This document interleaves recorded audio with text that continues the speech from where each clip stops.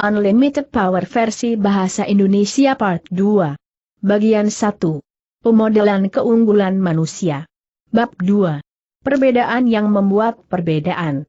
Ini adalah hal yang sangat lucu tentang kehidupan. Jika Anda menolak untuk menerima apapun selain yang terbaik, Anda sangat sering mendapatkannya. W. Somerset Maugham. Dia sedang bepergian di sepanjang jalan raya dengan kecepatan 65 mil per jam ketika tiba-tiba hal itu terjadi.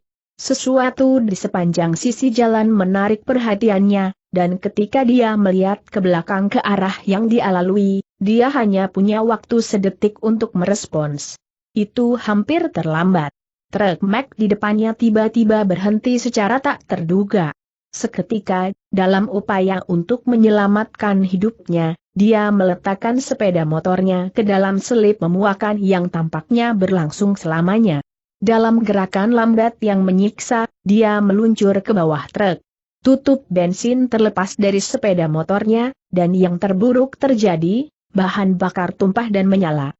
Saat kesadarannya berikutnya adalah pengalaman terbangun di ranjang rumah sakit dengan rasa sakit yang membakar, tidak bisa bergerak, takut untuk bernapas. 3/4 tubuhnya ditutupi oleh luka bakar tingkat 3 yang mengerikan. Tetap saja, dia menolak untuk menyerah pukulan, kecelakaan pesawat yang membuatnya lumpuh, dari pinggang turun, seumur hidup. Dalam kehidupan setiap pria dan wanita, ada saatnya tantangan utama, saat ketika setiap sumber daya yang kita miliki diuji. Saat di mana hidup terasa tidak adil. Saat ketika iman kita, nilai-nilai kita, kesabaran kita, belas kasih kita, kemampuan kita untuk bertahan, semuanya didorong ke batas dan melampaui kita. Beberapa orang menggunakan ujian seperti itu sebagai kesempatan untuk menjadi orang yang lebih baik, yang lain membiarkan pengalaman hidup ini menghancurkan mereka. Pernahkah Anda bertanya-tanya apa yang membuat perbedaan dalam cara manusia menanggapi tantangan hidup? Saya pasti punya. Untuk sebagian besar hidup saya terpesona oleh apa yang memicu manusia untuk berperilaku seperti yang mereka lakukan. Sepanjang ingatan saya terobsesi untuk menemukan apa yang membedakan pria dan wanita tertentu dari rekan-rekan mereka. Apa yang menciptakan seorang pemimpin, seorang yang berprestasi?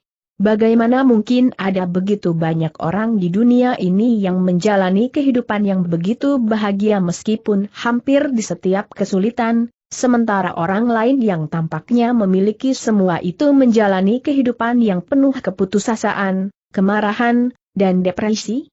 Izinkan saya berbagi cerita pria lain dengan Anda, dan mari perhatikan perbedaan antara kedua pria tersebut. Kehidupan pria ini tampak jauh lebih cerah. Dia adalah penghibur yang sangat kaya, sangat berbakat dengan banyak pengikut. Pada usia 22 dia adalah anggota termuda dari rombongan komedi kota kedua Chicago yang terkenal. Hampir segera ia menjadi bintang acara yang diakui. Segera ada hit teater besar di New York.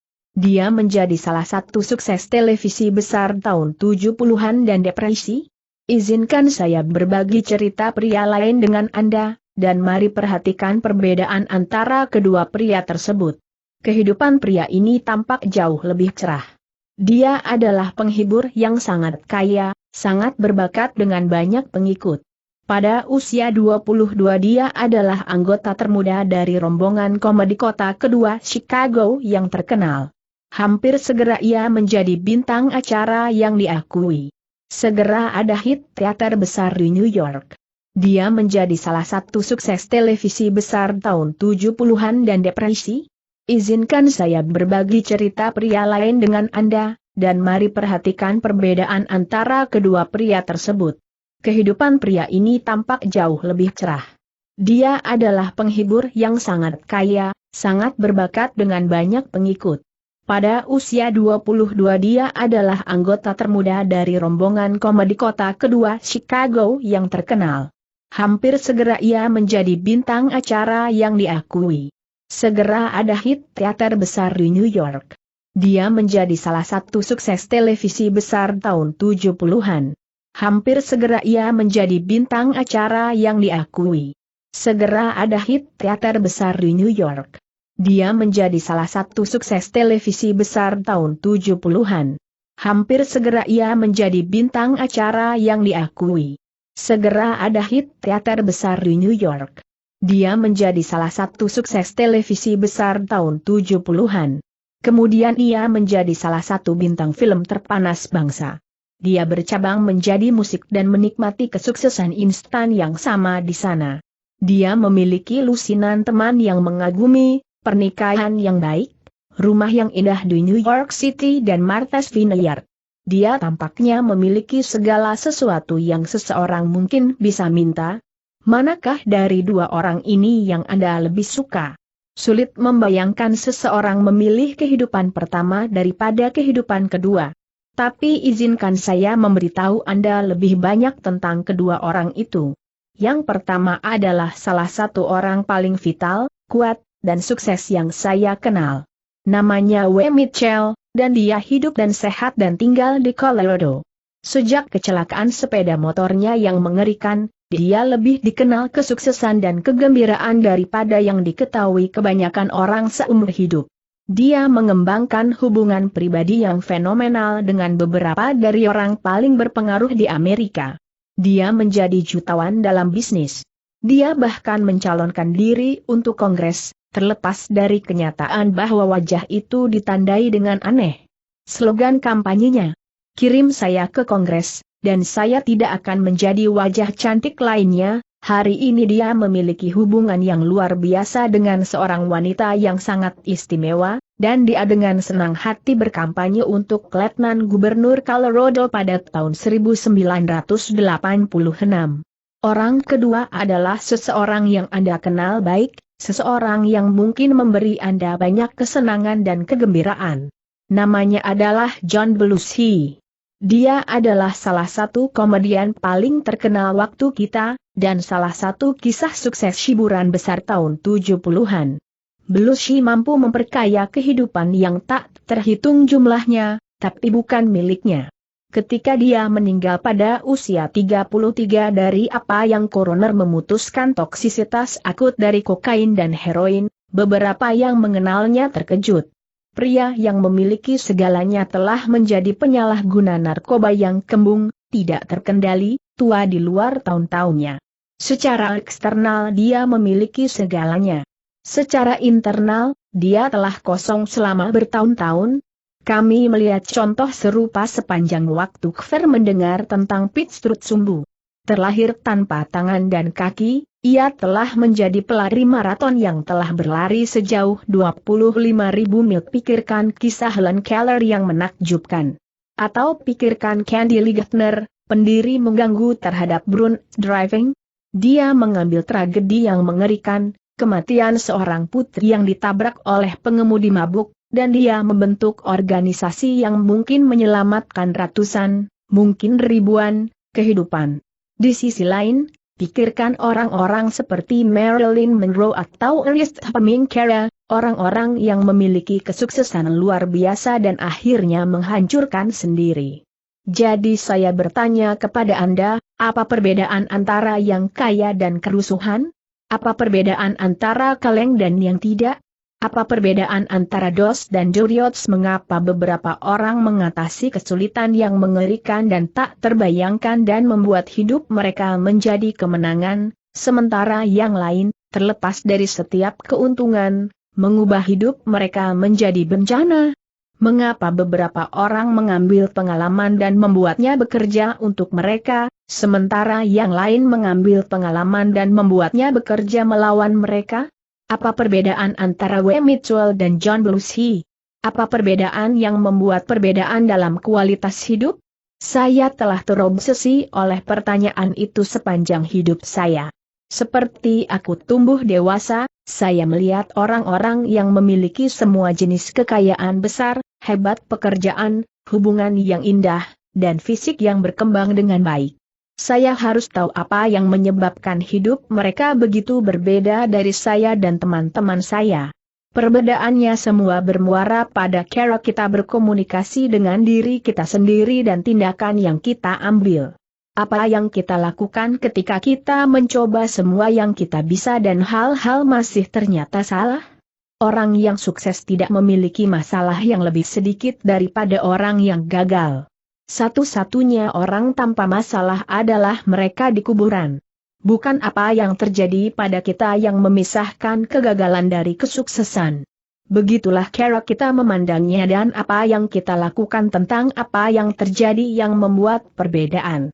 Ketika W. Mitchell menerima informasi dari tubuhnya bahwa 3/4 dari itu ditutupi dengan luka bakar tingkat 3, dia punya pilihan bagaimana menafsirkan informasi itu.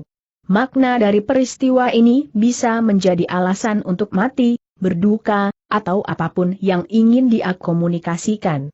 Dia memilih untuk secara konsisten mengomunikasikan kepada dirinya sendiri bahwa pengalaman ini telah terjadi untuk suatu tujuan. Dan bahwa ini suatu hari nanti akan memberinya keuntungan yang lebih besar dalam tujuannya untuk membuat perbedaan di dunia. Sebagai hasil dari komunikasi ini dengan dirinya sendiri, dia membentuk seperangkat keyakinan dan nilai-nilai yang terus mengarahkan hidupnya dari rasa keuntungan daripada tragedi, bahkan setelah dia menjadi lumpuh. Bagaimana Pete Strudwick bisa sukses menjalankan Pikes Peak, maraton tersulit di dunia, bahkan meskipun dia tidak memiliki tangan dan kaki? Sederhana. Dia menguasainya komunikasi dengan dirinya sendiri. Ketika indera tubuhnya mengiriminya sinyal bahwa di masa lalu dia telah menafsirkan rasa sakit sebagai batasan, karena kelelahan, dia hanya menamai ulang maknanya dan melanjutkan untuk berkomunikasi dengan sistem sarafnya dengan cara yang membuatnya tetap berlari. Segala sesuatu tidak berubah, kitalah yang berubah.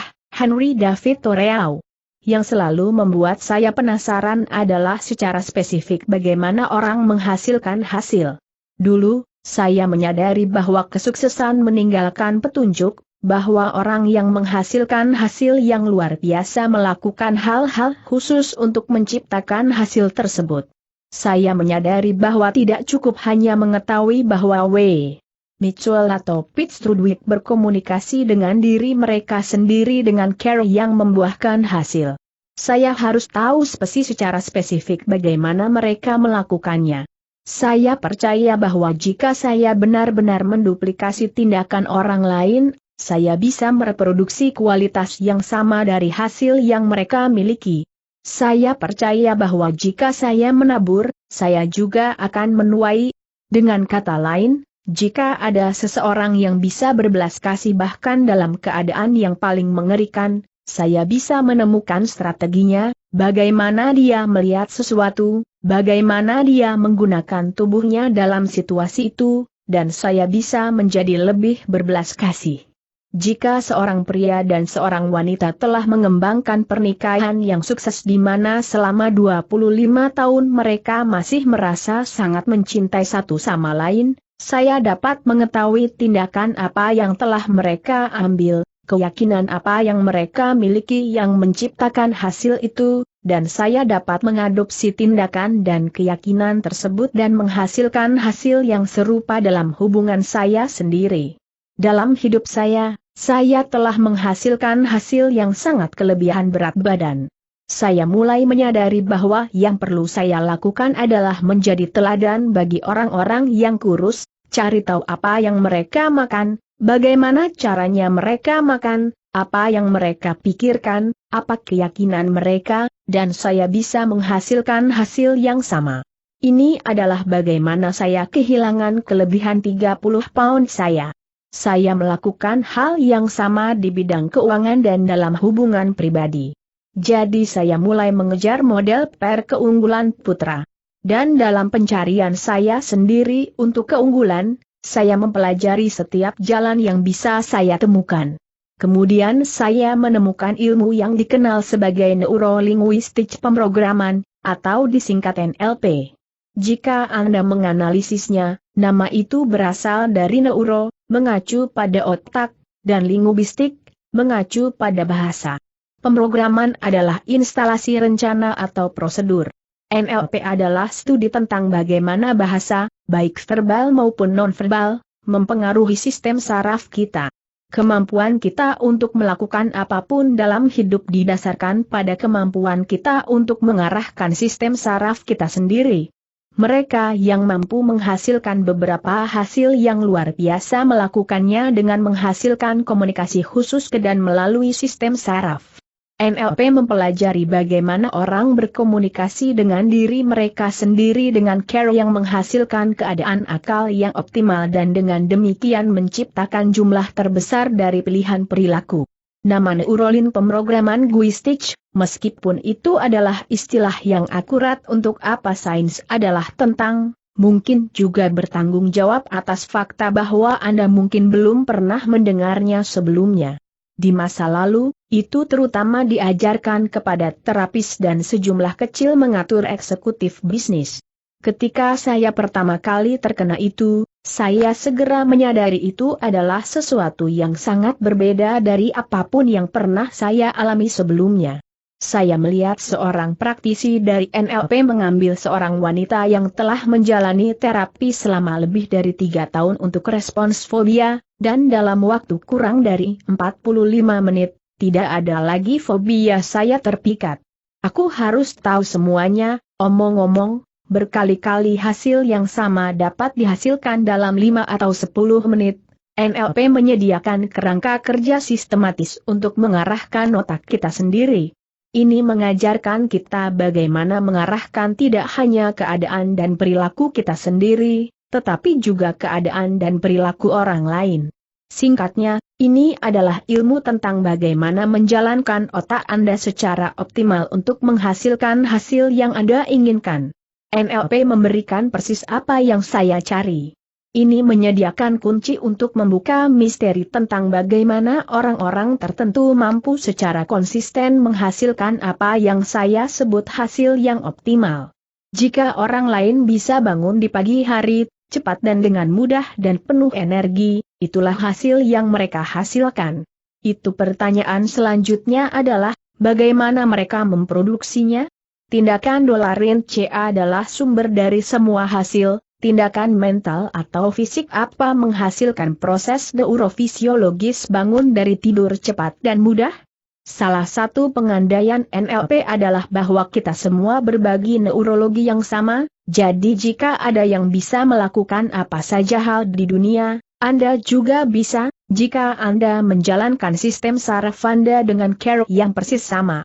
Proses menemukan secara tepat dan spesifik apa yang dilakukan orang untuk menghasilkan hasil yang spesifik adalah disebut pemodelan.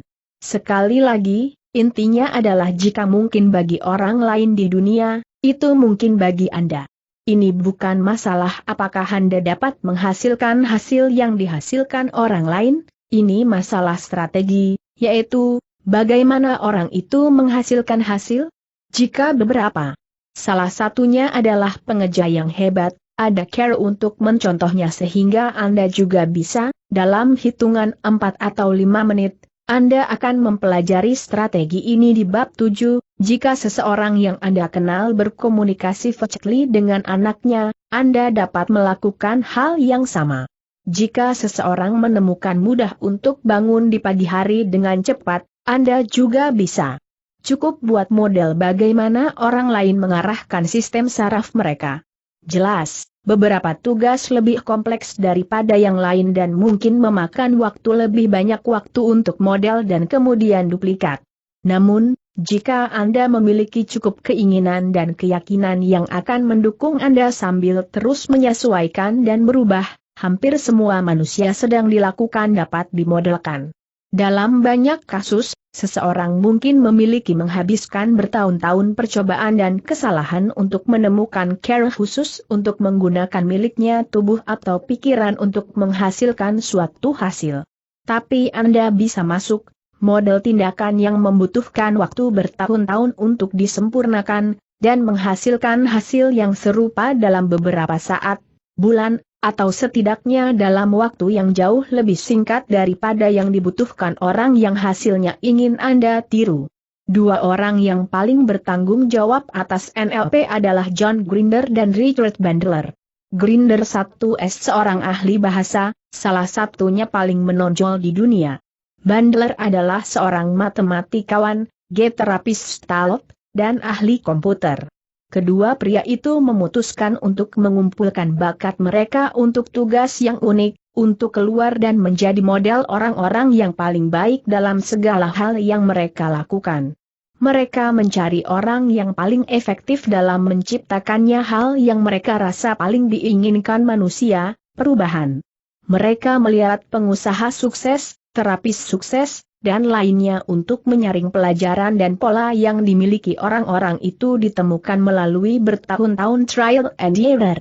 Bandler dan Grinder terkenal karena sejumlah pola intervensi perilaku efektif yang mereka kodifikasikan dalam modeling dari Dr. Milton Erickson, salah satu hipnoterapis terbesar yang pernah hidup, Virginia Satir, terapis keluarga yang luar biasa, dan Gregory Bateson, seorang antropolog. Keduanya menemukan, misalnya, bagaimana Satir mampu secara konsisten menghasilkan rela resolutionship di mana terapis lain telah gagal. Mereka menemukan pola tindakan apa yang dia hasilkan untuk menciptakan hasil.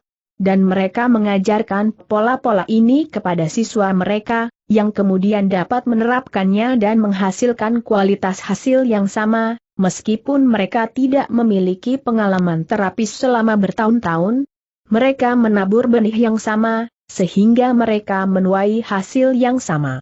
Bekerja dengan pola dasar yang mereka modelkan dari ketiga master ini, Bandler dan Grinder mulai membuat pola mereka sendiri dan juga mengajari mereka. Pola-pola ini umumnya dikenal sebagai Neuro-Linguistic Programming, NLP. Kedua jenius ini melakukan lebih dari sekadar memberi kami serangkaian pola yang kuat dan efektif untuk menciptakan perubahan. Lebih penting lagi, mereka memberi kami pandangan sistematis tentang bagaimana menduplikasi segala bentuk keunggulan manusia dalam waktu yang sangat singkat periode waktu. Keberhasilan mereka legendaris. Namun, bahkan dengan alat tersedia, banyak orang hanya mempelajari pola untuk membuat perubahan emosi dan perilaku dan tidak pernah memiliki kekuatan pribadi untuk menggunakannya secara efektif dan selaras. Sekali lagi, memiliki pengetahuan saja tidak cukup. Tindakan adalah apa yang perlu menghasilkan hasil.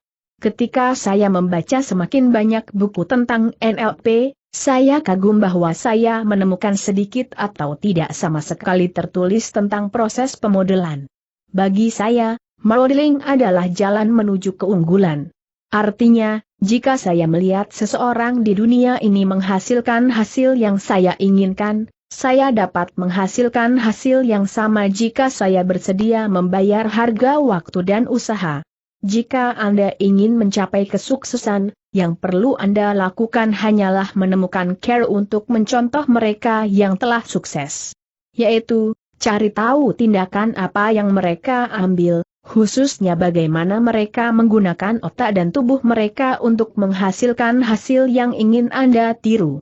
Jika Anda ingin menjadi teman yang lebih baik, orang yang lebih kaya, orang tua yang lebih baik, atlet yang lebih baik, pengusaha yang lebih sukses, yang perlu Anda lakukan hanyalah menemukan model keunggulan. Penggerak dan pelopor dunia seringkali profesional pemodel, orang yang telah menguasai seni mempelajari segala sesuatu yang mereka bisa dengan mengikuti pengalaman orang lain daripada mereka sendiri. Mereka tahu bagaimana menyelamatkan satu komoditas, tidak satupun dari kita pernah merasa cukup waktu. Faktanya, jika Anda melihat daftar buku terlaris NRN New York Times, Anda akan menemukan bahwa sebagian besar buku di bagian atas daftar berisi model tentang cara melakukan sesuatu yang lebih efektif. Buku terbaru Peter Drucker di Innovation DCD Entrepreneurship. Di dalamnya, Mr. Drucker menguraikan tindakan spesifik yang harus dilakukan seseorang untuk menjadi wirausahawan dan inovator yang efektif. Dia membuat secara eksplisit jelas bahwa inovasi adalah proses yang sangat khusus dan disengaja. Tidak ada yang misterius atau ajaib tentang menjadi pengusaha. Itu tidak ada dalam susunan genetik. Ini adalah disiplin yang bisa dipelajari. Terdengar akrab. Dia melihat sebagai pendiri praktik bisnis modern karena pemodelannya keterampilan. Manajer 1 menit, Kenneth Blanchard dan Spencer Johnson, adalah model untuk komunikasi manusia dan sederhana dan manajemen yang efektif dari setiap hubungan manusia. Itu diletakkan bersama-sama dengan memodelkan beberapa manajer paling efektif di negara ini. In Search of Excellence C.F. Thomas J. Peters dan Robert H. Waterman, Jr., jelas merupakan buku yang menyediakan model perusahaan yang sukses di Amerika. Brida Cr. 0SS Forever, Richard Buck, memberikan sudut pandang lain, model baru tentang cara memandang hubungan. Daftarnya terus bertambah. Buku ini juga diisi dengan serangkaian model tentang cara mengarahkan pikiran, tubuh, dan komunikasi Anda dengan orang lain dengan cara yang akan menghasilkan hasil yang luar biasa untuk semua orang yang terlibat. Namun, tujuan saya bagi Anda adalah untuk tidak hanya mempelajari pola kesuksesan ini, tetapi juga melampauinya dengan membuat model Anda sendiri.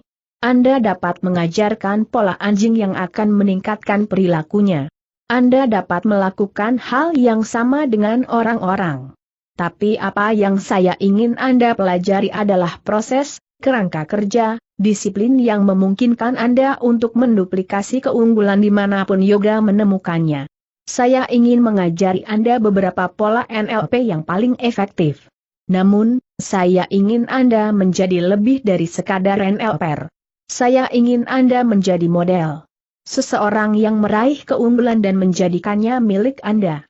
Seseorang yang terus-menerus mengejar teknologi performa optimal, sehingga Anda tidak terpaku, berkomitmen pada salah satu rangkaian sistem atau pola, tetapi secara konsisten mencari untuk cara-cara baru dan efektif untuk menghasilkan hasil yang Anda inginkan.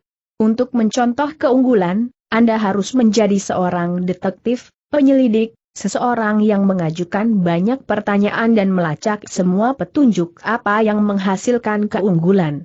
Saya telah mengajari penembak jitu pistol terbaik di Angkatan Darat AS untuk menembak lebih baik dengan mencari tahu pola yang tepat dari keunggulan dalam menembak pistol. Saya telah mempelajari keterampilan seorang master karate dengan mengamati apa yang mereka pikirkan dan lakukan. Saya telah meningkatkan kinerja atlet profesional dan olimpiade. Saya melakukannya dengan menemukan cara untuk secara tepat memodelkan apa yang dilakukan orang-orang ini ketika mereka menghasilkan hasil terbesar mereka dan kemudian menunjukkan kepada mereka bagaimana mereka dapat memicu kinerja tersebut sesuai petunjuk. Membangun dari keberhasilan orang lain adalah salah satu aspek mendasar dari kebanyakan pembelajaran. Dalam dunia teknologi, setiap kemajuan rekayasa atau desain komputer secara alami mengikuti penemuan dan terobosan sebelumnya. Dalam dunia bisnis, perusahaan yang tidak belajar dari masa lalu, yang tidak beroperasi dengan informasi mutakhir, akan hancur. Tetapi dunia perilaku manusia adalah salah satu dari sedikit bidang yang terus beroperasi dari teori dan informasi yang ketinggalan zaman.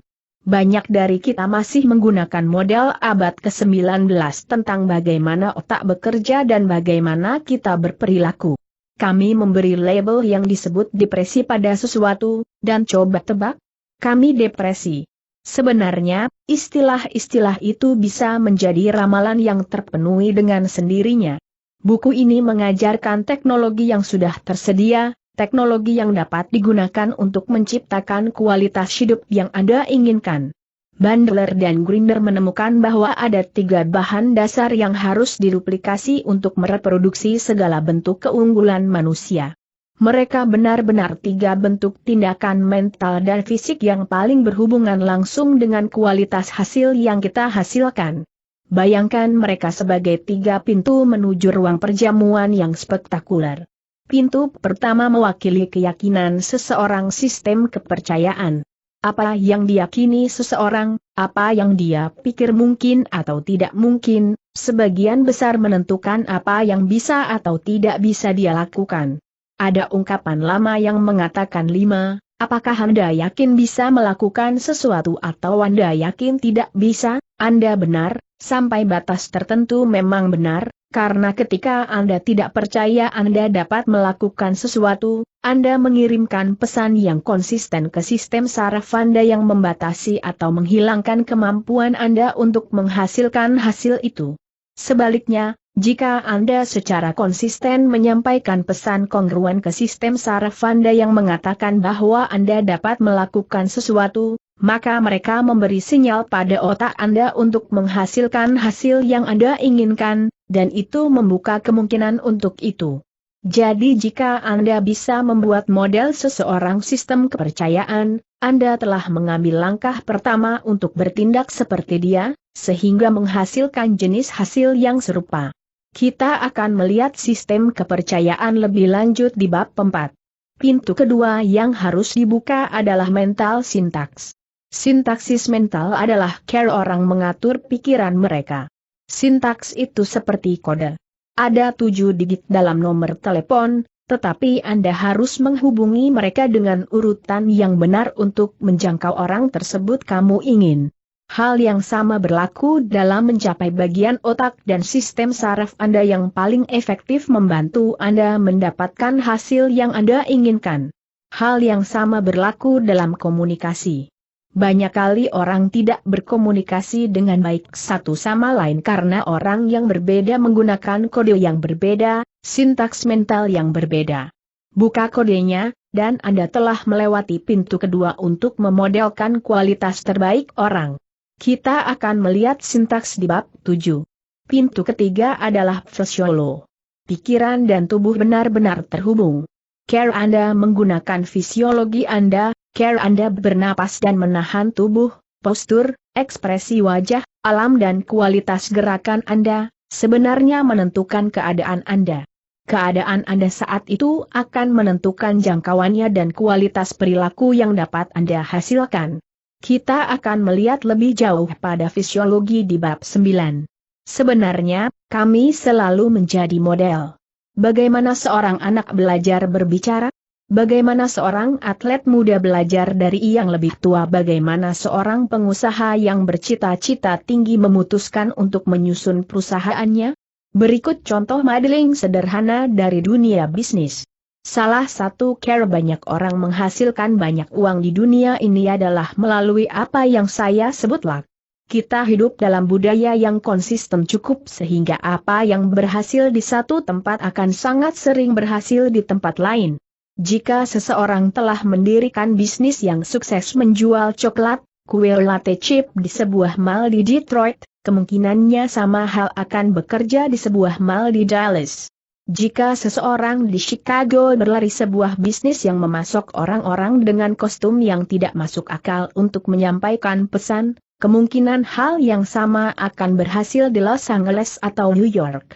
Semua yang dilakukan banyak orang untuk berhasil dalam bisnis adalah menemukan sesuatu yang berhasil di satu kota dan melakukan hal yang sama di sini sebelum jeda waktu habis. Yang harus Anda lakukan adalah mengambil yang terbukti sistem dan menduplikasinya, dan mungkin lebih baik lagi, tingkatkan dia. Orang yang melakukan ini hampir dijamin sukses. Pemodel terbesar di dunia adalah orang Jepang. Ada apa di balik keajaiban ekonomi Jepang yang mempesona? I5 itu brilian inovasi? Kadang-kadang. Namun, jika Anda memeriksa sejarah industri selama 2 dekade terakhir, Anda akan menemukan bahwa sangat sedikit produk baru atau kemajuan teknologi yang dimulai di Jepang. Orang Jepang hanya mengambil ide dan produk yang dimulai di sini, mulai dari mobil hingga semikonduktor, dan, melalui pemodelan yang cermat, mereka telah mempertahankan elemen terbaik dan meningkatkan sisanya. Pria yang dianggap banyak orang sebagai orang terkaya di dunia adalah Adnan Mohammed Khashoggi. Bagaimana dia bisa seperti itu? Sederhana, dia mencontoh Rockefeller, Morgan, dan sejenisnya status keuangan. Dia membaca semua yang dia bisa tentang mereka, mempelajari keyakinan mereka, dan mencontoh strategi mereka. Kenapa aku? Mitchell mampu tidak hanya untuk bertahan hidup, tetapi untuk menjadi makmur dari pengalaman yang menghancurkan seperti yang bisa dialami seorang pria. Ketika dia di rumah sakit, teman-teman membacakannya contoh orang yang pernah mengatasi rintangan besar. Dia memiliki model kemungkinan, dan model positif itu lebih kuat daripada pengalaman negatif yang dia alami. Perbedaan antara mereka yang berhasil dan mereka yang gagal bukanlah apa yang mereka miliki, tetapi apa yang mereka pilih untuk dilihat dan dilakukan dengan sumber daya dan pengalaman hidup mereka. Melalui proses pemodelan yang sama, saya mulai mendapatkan hasil langsung baik untuk diri sendiri maupun orang lain. Saya terus mencari pola pemikiran dan tindakan lain yang menghasilkan hasil dalam waktu singkat. Saya menyebut pola gabungan ini teknologi kinerja optimal. Strategi ini membuat atas tubuh buku ini. Tapi saya ingin membuat sesuatu yang jelas tujuan saya, hasil saya untuk Anda, bukan hanya Anda menguasai pola yang saya jelaskan di sini. Yang perlu Anda lakukan adalah mengembangkan pola Anda sendiri, strategi Anda sendiri. John Grinder mengajar saya tidak pernah terlalu percaya sesuatu, karena jika Anda percaya, akan selalu ada tempat di mana itu tidak berhasil. NLP adalah alat yang bagus, tetapi hanya itu, alat yang dapat Anda gunakan untuk mengembangkan pendekatan Anda sendiri, strategi Anda sendiri, wawasan Anda sendiri. Tidak ada satu strategi yang berhasil sepanjang waktu. Pemodelan tentu bukan hal baru. Setiap penemu hebat telah mencontoh penemuan orang lain untuk menghasilkan sesuatu baru. Setiap anak telah mencontoh dunia di sekitarnya.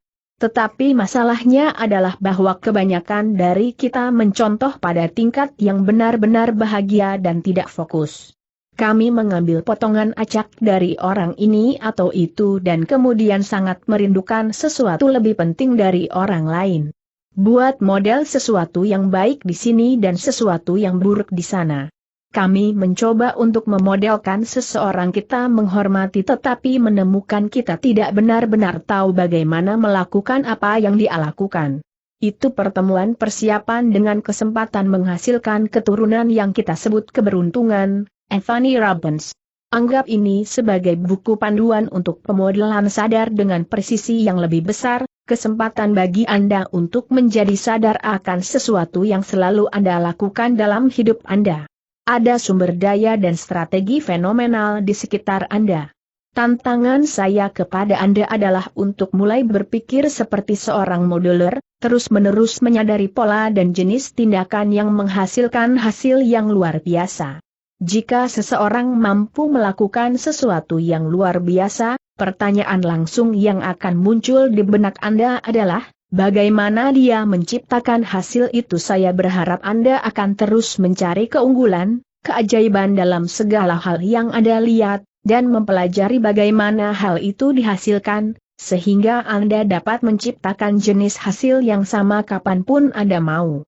Hal berikutnya yang akan kita jelajahi adalah apa yang menentukan respons kita terhadap berbagai situasi kehidupan yang melelahkan. Mari kita lanjutkan studi kita tentang